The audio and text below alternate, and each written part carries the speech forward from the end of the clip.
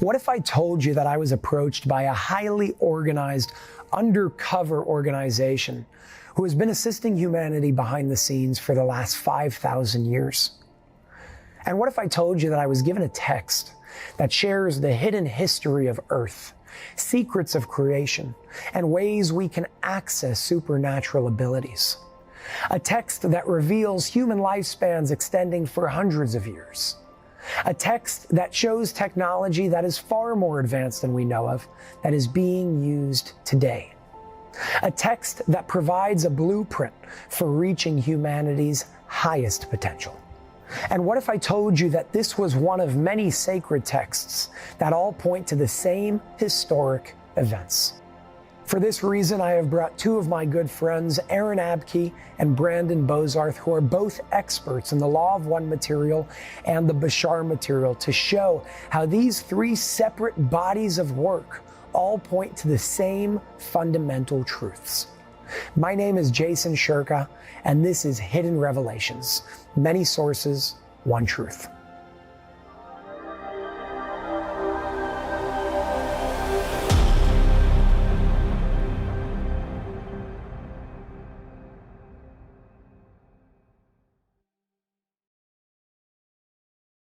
My name is Jason Shurka, and I'm your host for Hidden Revelations, an 8-part series that will focus on not only uncovering our hidden history of humanity, a history that can empower us beyond belief, but also showing how multiple different texts, channeled and written through different points of history, all actually say the same thing. They may be using different terminology, but they are saying the same thing.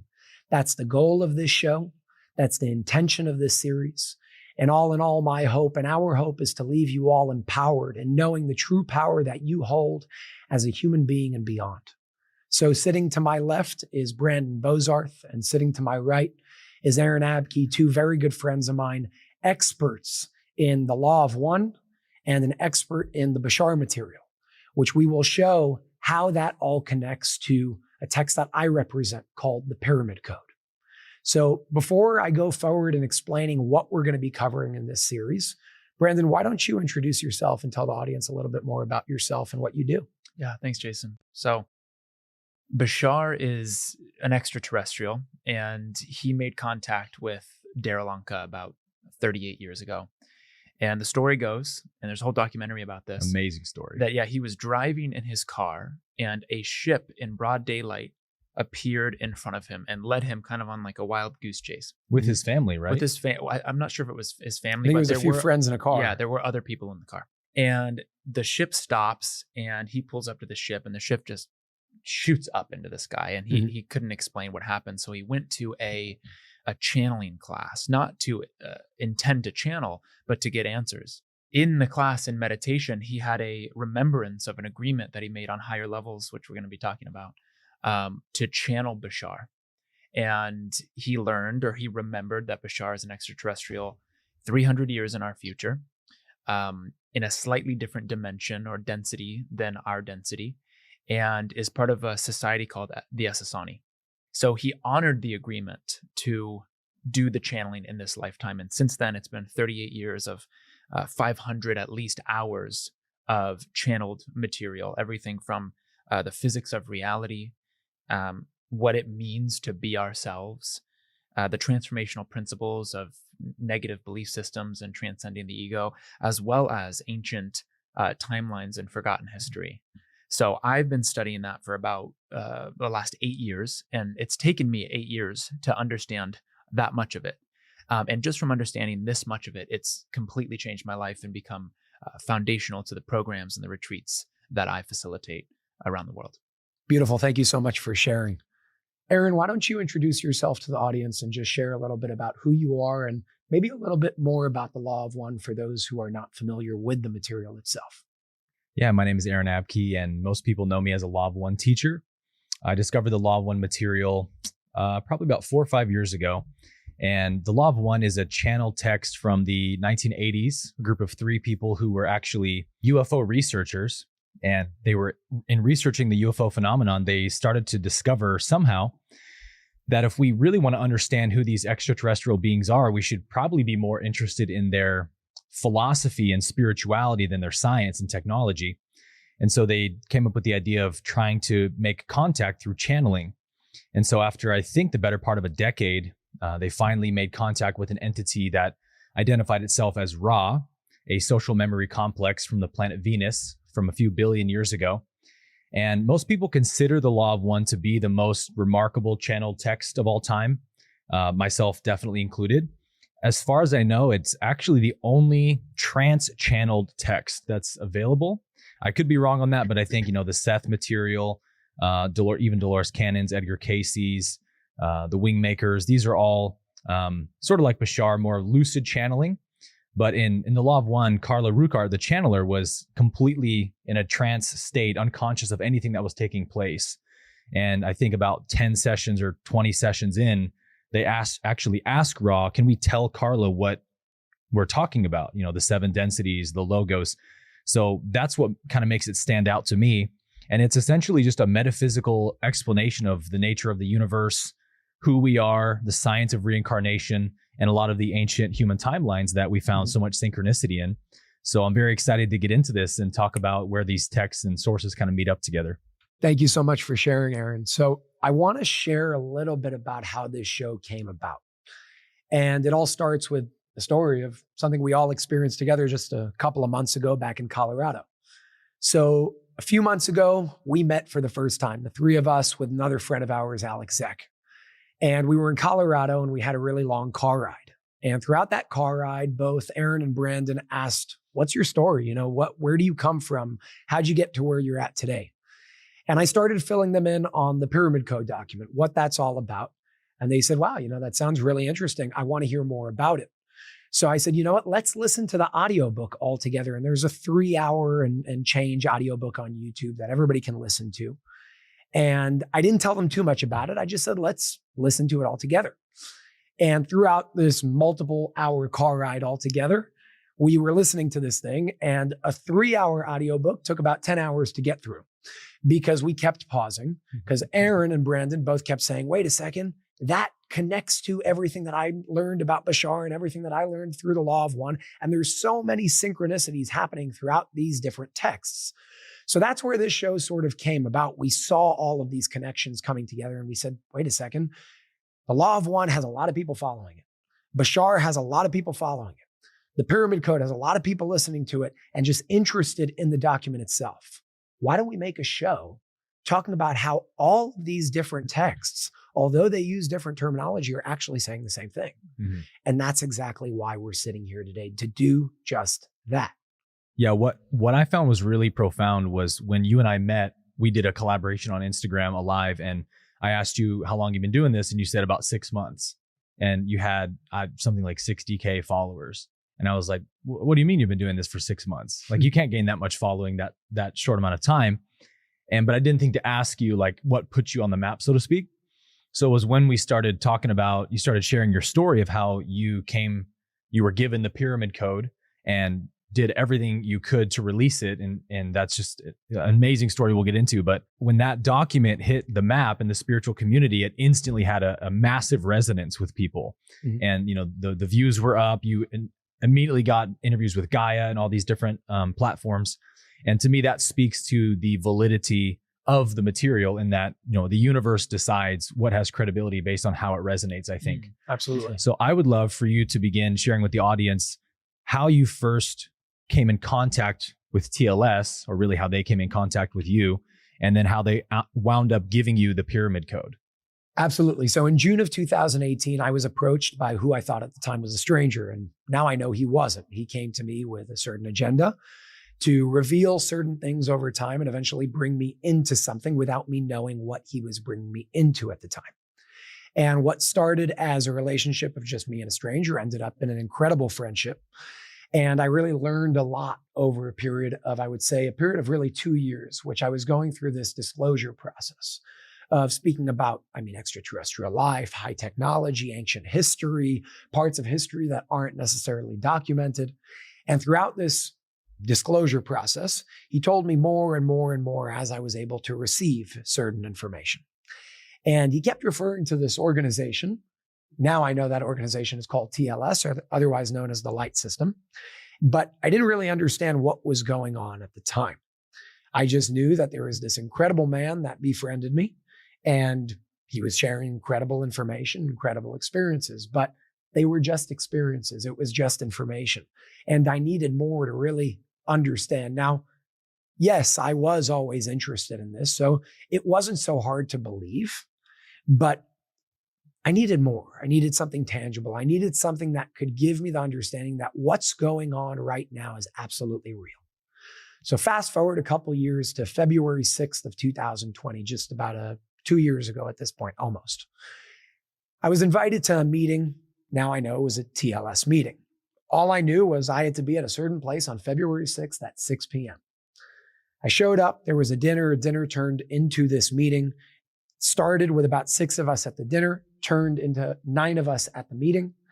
And this meeting lasted 12 hours. Now, throughout this meeting, I came to understand that this organization that I was being sort of briefed on was named TLS, otherwise known as the Light System. Now, before I go into what happened in that meeting with what I can share of what happened in that meeting, let me just cover who TLS is to give everybody a better understanding of what we're talking about here. TLS, the Light System, is a physical organization. You can think about them as a form of like the spiritual version of the CIA. Physical organization, physical branches in every major city in the world, now approaching almost 8,000 initiated agents around the world. Some are very famous and very well-known people, whether they're celebrities, whether they're world leaders, whether they're authors, producers, things of that sort. Most of the individuals that are initiated agents in TLS are not known. It could be your brother, it could be your sister. You would have absolutely no idea. It could even be you. Everybody has a cover story. Everybody is paid under an alias. It's just like the CIA, undercover. That's how it works. Now, what they do a little differently is, I would say, their intention. Their intention overall, why they exist, is to help humanity and guide humanity in reaching a higher level of awareness and consciousness. That's not to say that they take our freedom of choice away. So the art of what they figured out over the thousands of years that they've been in existence, over 5,000 years, by the way, is how to help and guide humanity in reaching a higher level of consciousness without sort of coming in our way of interfering with our freedom of choice, interfering with the conscious evolution of humanity. That's the art that they figured out over the past few thousand years. And that's what I'm kind of learning over time as well. And my first question, and many people's question, by the way, was, well, if they have so much power, why don't they just wipe out all the bad people and bring us to this incredible destiny overnight? And that's a great question. And the answer that I've come to learn over time was the fact that this has nothing to do with our external reality. Our external reality is a reflection of our internal reality. In other words, the collective consciousness, as we all know, and as all of these texts really allude to, the collective consciousness is what causes our reality to exist in the way that it exists in the first place. And if they were to wipe out, and they can, if they were to wipe out certain individuals overnight, leaders oppressing and doing horrific things to humanity and children, many things around the world, well, what would stop those people from being replaced? And that's where the focus on the collective consciousness is so important. So do they do things to bring certain organizations down? Do they do things to stop the perpetration of very evil agendas? Absolutely. But the focus is on helping humanity reach a higher level of consciousness, because in doing so, the darkness will dissolve in its entirety, foundationally speaking. And that's how we reach a permanent level of reaching our collective destiny as humanity as a whole. And you've mentioned, when you say they are able to stop these kind of events, you've mentioned technology, and you've also mentioned like consciousness technology. Yes. So without getting too off track, can you just mention now what are the means by which, what do they have access to that the average person does not? Absolutely. So they have a mix of physical technology and spiritual technology. Now, what I've learned and found really interesting is the fact that their spiritual technology and physical technology actually work hand in hand. Mm-hmm. And as Aaron said, their physical technology is actually an interface in many cases for consciousness, Right. meaning conscious technology. So today we talk about technology being smartphones and computers and the ability to do an Instagram live and things like that. Mhm. Now that's great, but the technology we're talking about here doesn't necessarily have to do with wires. You know, Right. it does have to do with electricity, resonance, and frequency, Mm-hmm. but it's more so tapping into the electricity that is inherent in the universe as a whole, tapping into that infinite vacuum of energy to begin with. Yeah. Right. So one of their forms of technology is something, it literally looks like a black rope that you would put on your arm. The Jews call it a religious object. TLS would use it as a sort of spiritual version of technology to be able to detect where certain booby traps are underground in underground tunnels around the world. That's part of what Ray does, by the way. So Wow. when he goes and detects where electromagnetic laser pulsation traps are underground in this vast underground tunnel system, when they do some of their operations, they send him first with the tefillin, in some cases on both arms, to go and scan the tunnel, to go and see where these things are, because it allows him to reach a higher level of awareness and consciousness. So now he knows where they are, so they know where not to go. So nobody dies, nobody gets hurt. Wow. So that's a form of what I would call spiritual technology that's also physical, Mhm. but it doesn't have wires.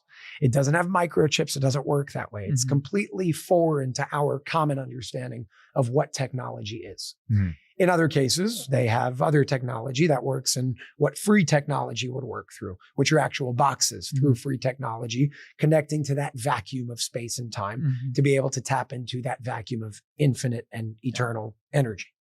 An interesting distinction I see here is that most people in the spiritual community are familiar with the Illuminati or the cabal, the deep state, and are aware of the fact that these sort of globalists control, at this point, basically every major institution, form of technology there is, and use it for the purpose of control and enslavement. Mhm. So a lot of the technology that comes from the Illuminati is meant to enslave consciousness, suppress consciousness, enslaving us to devices and social media platforms and disconnecting us.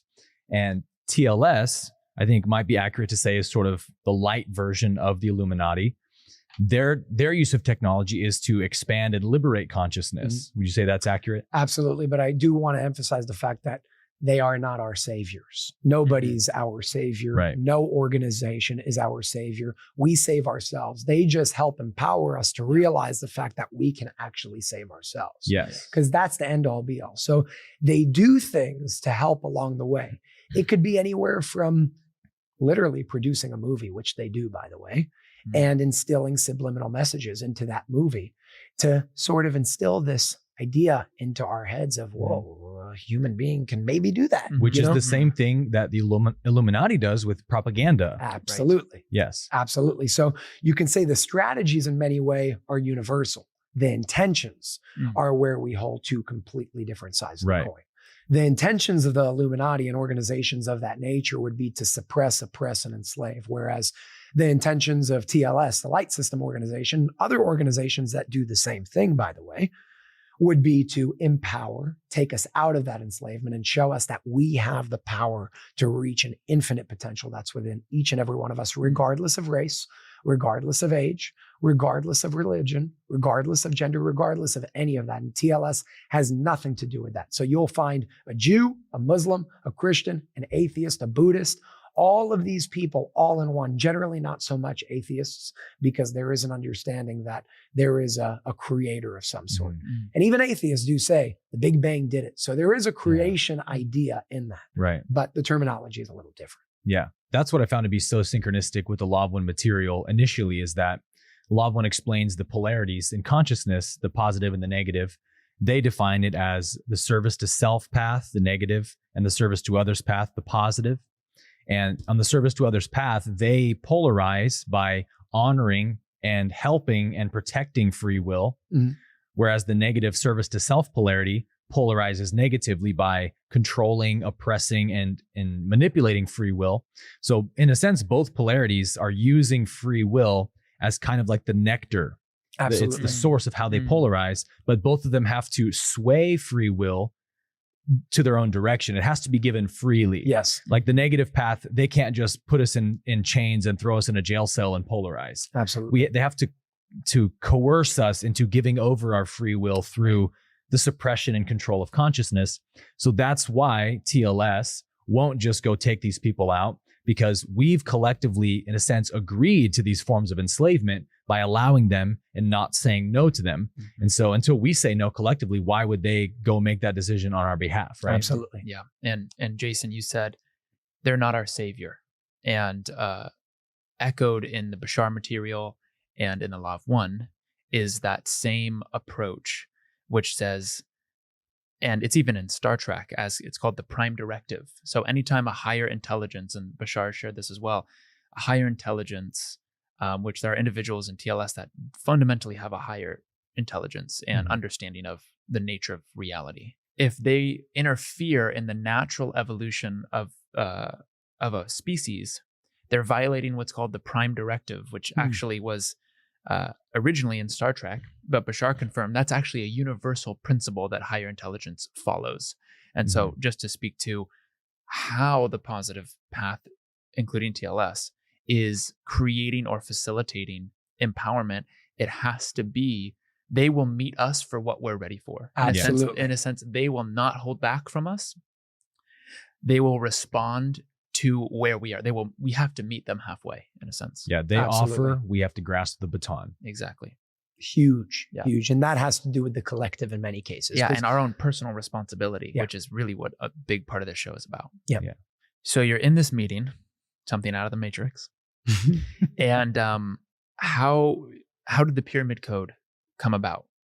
So that meeting was on February 6th of 2020, and it gave me absolutely everything that I needed to validate everything that I've been taught, experienced, and shown over the past 2.5 years leading up to that meeting. So the leader of the meeting, his name is Rabbi AA. And again, this has nothing to do with religion. It has nothing to do with race. Just like one of the leaders is a Jew and is a rabbi, there's another one that's Japanese, has nothing to do with Judaism. So nothing to do with religion or race. That's just what their destiny brought them to in this reincarnation. So Rabbi AA instructed Ray to document what is now called the Pyramid Code. In Hebrew, it's called Torat HaPyramida, which actually is translated to the Pyramid Bible.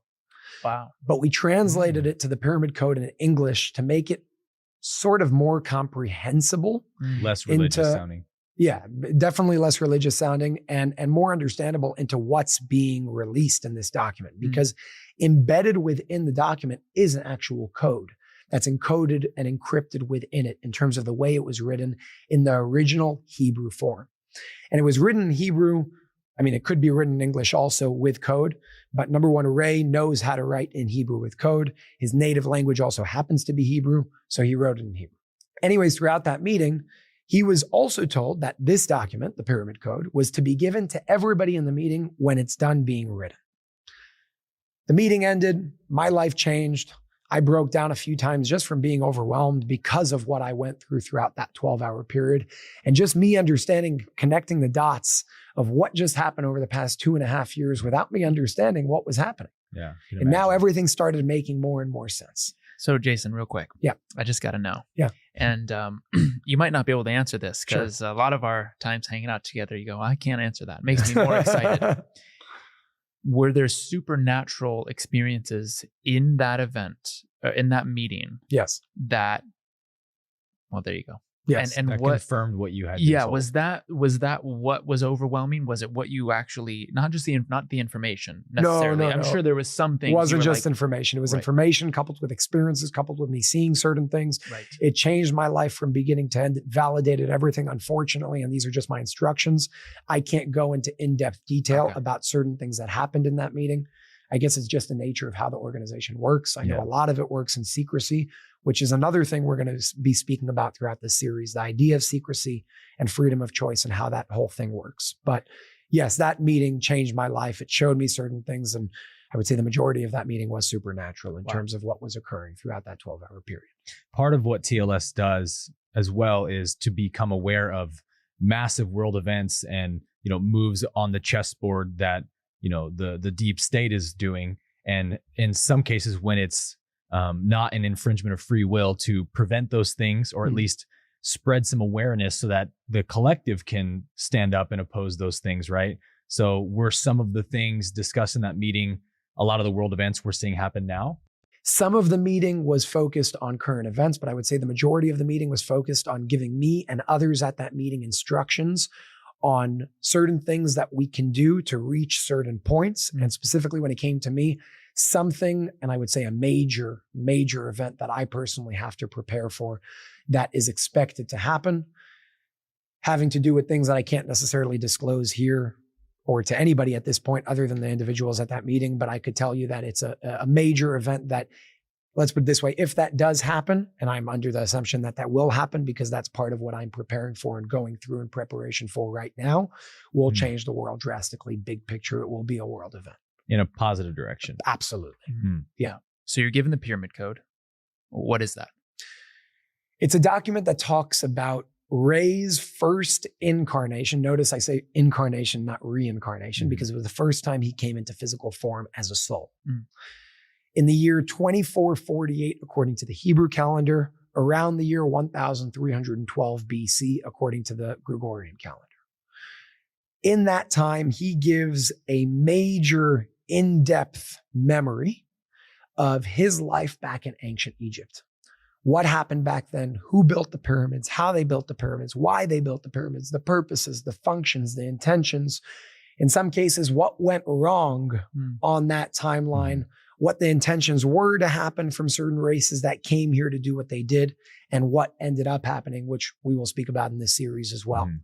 But overall, it's a mix. This document is a mix of a very in-depth memory of a past incarnation, one of which I was in, by the way. That's why I was a part of this document, coupled with the pyramid code, which is an actual chapter in this document, which tells you all about the pyramids, their purposes, their functions, how they built them, why they built them, and many, many in-depth things that I've personally never heard of in other places, having to do with pyramids being crafts, extraterrestrial crafts, UFOs, how they communicate with motherships and other planets, and the technology that was used back then and is now being used today. Only it's in the hands of individuals that it should not be in the hands of.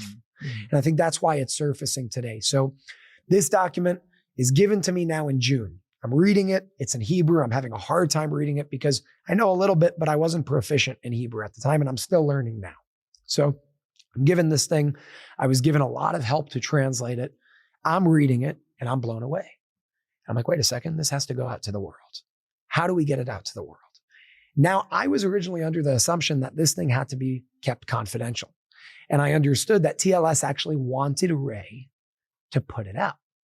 And Ray, being who he is, being undercover, having an incredible cover in the world, he doesn't want his life to change. He doesn't want to come out. And right now, he's known for who he is, which is not working for TLS whatsoever in the public eye. And for him to come out, he also comes from a background like I come from. He would come out of a place of everybody thinking he's crazy. You know, he doesn't want to deal with it. Didn't you say that a lot of people in the business world, at least in his niche of business, might even know who Ray is? Yeah, absolutely. So he has a lot to lose by coming out publicly with this text. In his eyes, I don't agree that it's a lot to lose, but that's his way of seeing it. I respect him for seeing it that way. He just doesn't want all the attention. He doesn't want the attention. He doesn't want to deal with it. I understand it. I respect it. I don't necessarily agree with it, but I will say that I don't know everything he's been through. Right. So I can't even speak on his behalf because I don't know what I would do in his shoes after everything he's gone through. So the fact of the matter is that's what's going on, right? That's where he's at. I have to respect it. But I do want this document to come out. So how do we get it out? And I'm convincing and persuading and trying to show him why this has to come out. Let's figure out a way to get it out. He comes back to me after a couple of weeks and he says, all right, listen, you want to put this document out? No problem. You're going to put it out under your name. You're going to publish it. You're going to take my name out of it, him being Ray. So now it says written by anonymous. And again, mind you, Ray is not his real name. Ray is an anonymous name to preserve his anonymity. So he says, you're going to put this out. You're going to take my name out of it. It says written by anonymous. You're going to take everybody else's name that appears in that document out of it so nobody can trace it back to him. And you're going to publish it. And the only names you're going to keep in that document as the names that they actually are yours, mine as Jason Shurka, and the rabbi, Rabbi AA, which was, by the way, the first time that the rabbi's full name was written and publicized. His name is Rabbi Eliezer Alfrandi. Now in English, it's E-A, but in Hebrew, Eliezer is spelled with an aleph. And his last name, Alfrandi, is spelled with an aleph, the first letter of the Hebrew alphabet. So Rabbi Aleph Aleph translates to Rabbi AA in English. That's why it's Rabbi AA, just so to make that clear. So the first thing I said was, no problem. I'm in. I'm going to publish this thing. Now, I didn't understand that what I just agreed to was pretty much agreeing to saying I'm going to represent an organization that has more power than I can begin to even comprehend, that's been around for over 5,000 years, that works with extraterrestrial life in physical form, that has technology that can bring you around the universe and around the corner 10 times in 1 second, things that we can't even begin to comprehend. Suddenly I'm sitting here in my early 20s, understanding that not only was I given the opportunity to do that, but I also agreed. You're the chosen one. I'm not the chosen one. You are the one. I'm definitely not the chosen one. But and TLS has never been made known publicly before. Never. This is the first time in 5,000 years. This is the first time TLS is now coming out and saying we exist. So that says a lot about where we are. Yes. But my question was, why the hell are you coming to me? Yeah. Why Jason? Who am I? Mind you, what I've done in my teenage years growing up, I'm no saint whatsoever, at all. Neither is Ray, right? But why are you coming to me? I'm in real estate. I'm in business. I have nothing to do with this. Why me? And I never really had a clear answer. But the two answers that they gave me was, when you read Rays of Light, you will come to understand. Rays of Light is another document that I'm now trying to push Ray to put out in its entirety. We got certain portions of it out, but I hope to get the entirety of the publication of that book out. It was written between 2010 and 2014. The other answer that I was always given was, you were born with something, you will come to understand what that something is. So here I am, not understanding what the hell they want from my life. All I know is I agreed to this. I know that this organization is absolutely incredible in terms of what they do. Their intentions are absolutely divine. And I now have the opportunity to stand behind them and say, I'm going to put out this document. The first thing I did naturally was say, okay, you guys have all the power in the world. Give me everybody in the press. I don't know anybody. Give me everybody in the press. Let me do it. And they said, no, you're on your own. And it really pissed me off. It really frustrated me. I said, what do you mean I'm on my own? You guys have it. You can put me on the news tomorrow. Why aren't you doing that? They Typical guru fashion. Not that they you're are, on your own. Yeah. And I sat down for weeks. I didn't sleep. I made a database of everybody I had to reach out to. And I said, I'm going to get this document out, but I'm going to do it big. I'm not doing it just putting it out. I'm going to do it big. I want to have a good impression for the first opportunity this incredible organization has given. I didn't sleep. Put names and lists and emails and numbers, and I made phone call and email after email, phone call after phone call. One thing led to another. I landed an interview with George Noory on Coast to Coast AM, August 26th. Now, I came to understand that TLS actually had some sort of part in making that date come to fruition. And for those of you who read the Pyramid Code, you'll understand that 8/26 is very relevant in the date as a whole. I speak on the radio for the first time ever, speaking about them for the first time ever, freaking out before this interview because I'm actually understanding at least a sliver of what I just agreed to. And I'll never forget the interview was from 3 a.m. to 5 a.m. Eastern time because it's an overnight AM radio show. And at 2:30, I couldn't sleep the night before the radio show. 2:30 a.m., I go out on the patio and I look up and I say, God, if you're with me, just give me something. Give me a sign. Now, I live in New York. There aren't so many stars. Seeing a shooting star doesn't happen very often here. It's actually very, very rare to see a shooting star with all the light pollution that we have. And the second I said, God, please give me a sign, show me that you're with me, give me some support because I'm freaking out. From one side of the horizon of the night sky all the way to the other, there was the biggest, brightest shooting star or craft, whatever you want to call it, that flew from one side all the way to the other. And at that point, I felt the presence of God in my heart. And I said, all right. I started crying. I broke down. And I said, I'm in. I got this. And that experience in and of itself gave me everything that I needed to move forward. Absolutely every ounce of strength to get on that call and do it. August 26th, 3 a.m. to 5 a.m., I'm speaking to George Noory. on the radio with all the strength in my heart, knowing that I have all the support right in me and right by my side to go through this. And it went incredible. And I was instructed to publish the Pyramid Code document on September 9th at 9 a.m. Eastern time. Comes that date and time, I click publish for free on jasonshurka.com for anybody to download, anybody to share, anybody to read. And it reached every continent in a matter of 3 hours, with the exception of Antarctica. Wow. All around the world. That's incredible. Wow. And I was in shock. And I knew that this had nothing to do with me. Yeah. I knew that I was just a tool being used to do something. Ray didn't Mhm. want to do it. I came in, I was given that opportunity. I don't know. Maybe I was meant to do it. Mhm. Maybe it wasn't Ray's job. I have no idea. I don't know. And I don't care. All I know is this document comes out. People around the world started reaching out in terms of how it changed their life, and the resonance that they felt while reading it activated millions around the world. And that's why we're sitting here today. Yeah. And now the Pyramid Code is considered, based on its connection to all these other documents out there, as a text that's been connected and validated from all these other documents out there. From the second it was published, producers from all around the world, from Gaia and other TV shows, and producers that have made incredible movies with big actors started reaching out. And they're like, we want to make a documentary. We want to make a movie. We want to make a film. We want to do this. And everything was happening so fast. But I accepted it.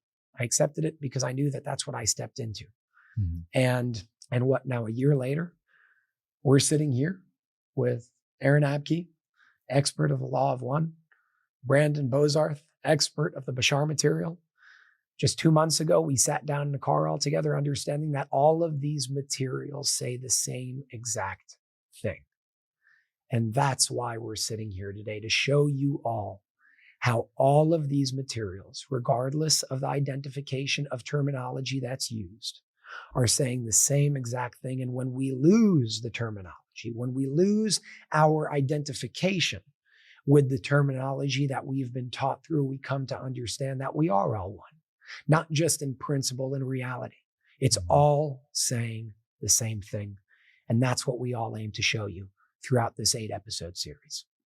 So in this 8-episode series, Hidden Revelations, with this being episode 1, explaining our origin stories, how this series came to fruition in the first place, we will be speaking about a wide array of different things that actually connect to one another, connecting the dots between all. Episode 2 will cover forgotten history, explaining the forgotten history, the undocumented history, that in many cases, by the way, was taken out of our textbooks to disempower humanity. Our goal is to bring it back into our remembrance, to empower each and every one of us and show us where we once were, to now show us where we could actually go. Episode 3 is called Secrecy and the Freedom of Choice, where we will be dissolving the idea of secrecy as this malicious thing and explaining why secrecy is actually something used in many cases and how it's been used in history and in present times to preserve the freedom of choice. We will then expand on why the freedom of choice is something that must be preserved to help us reach our collective destiny as a human collective as a whole. In episode 4 of Normalizing the Supernatural, we will show you why and how the supernatural is actually very natural. Episode 5 is called What About God?, in which we will be talking about the idea of God. We'll be dissolving the idea that God is this entity in the clouds that punishes us when we sin and do something wrong. And God may actually be an awareness, a consciousness. And that consciousness, that awareness, is actually a part of each and every one of us. Now the question is, how do we access it? How do we reach it?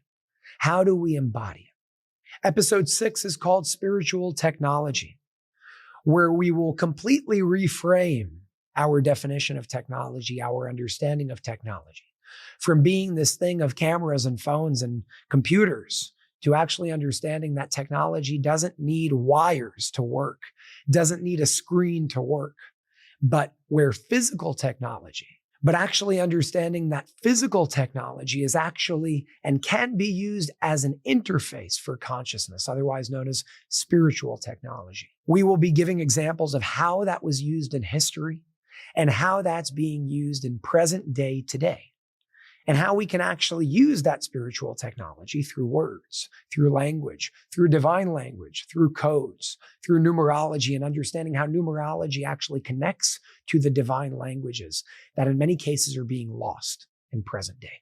Really excited for that conversation. It's going to be incredible. Yeah. Episode 7 is called Where is the Proof? And that's one of the biggest questions. You see many people speaking about extraterrestrial life, incredible organizations like the Light System, like TLS, many things that sound unbelievable to the common man. And the question is always, where is the proof? Where is the proof of levitation? Where is the proof of these supernatural abilities that we all speak about but can't necessarily prove? In this episode, we will be speaking about what proof actually is. Is there really such thing as indefinite proof? And do we have to raise to a higher level of consciousness and awareness to be able to see certain things, both physically and spiritually? And lastly, episode 8 is called A New Age. A new age of consciousness, a new age of humanity.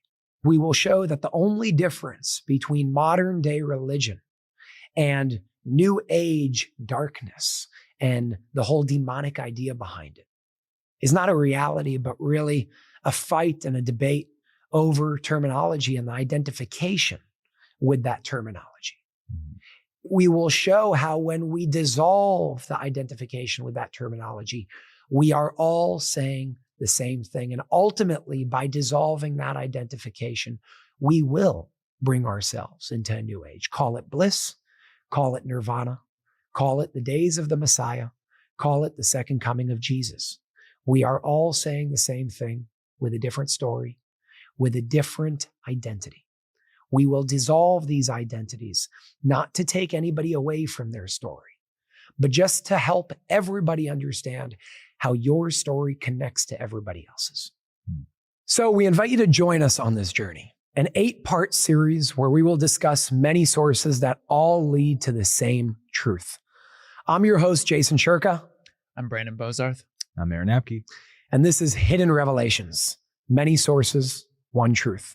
Thanks for watching, and we'll see you in episode 2 as we discuss the forgotten history of humanity.